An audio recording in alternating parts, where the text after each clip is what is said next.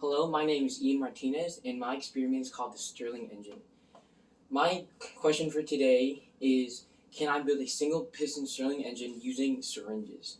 And my hypothesis is I do believe that I can build a single piston Stirling engine using syringes.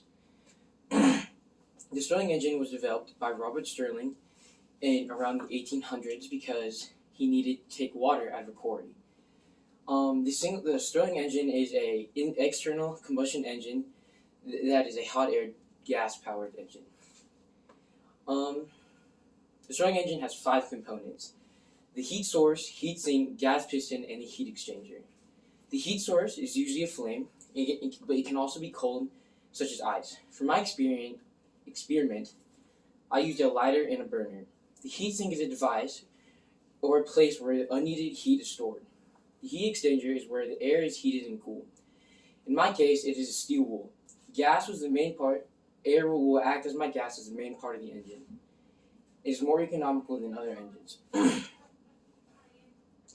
The Stirling engine in its time outpassed many of its engines because it could withstand heat and it was much more efficient.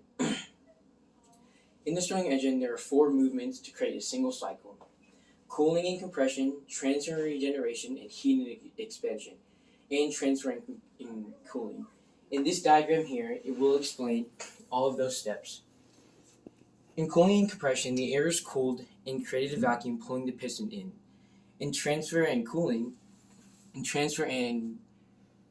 regeneration, the piston moves to the right and the cooled as gas moves around to the harder part of the cylinder on the left. In the heat expansion, air is heated and expands to push the piston back. In transfer and cooling, the air is cooled again and the cycle repeats. In my materials were a syringe, a 5 milliliter and 10 milliliter syringe, my steel wool, a blowtorch, a lighter, protection gloves, safety glasses, marker weighing scale, and a JB wheel to seal entry of syringe.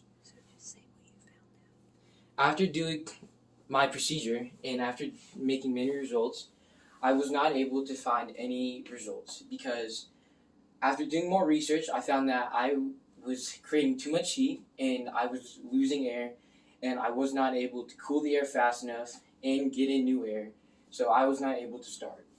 I used multiple sizes of heat and multiple sizes of steel wool as my independent and dependent variable, but my syringes stayed the same the entire time.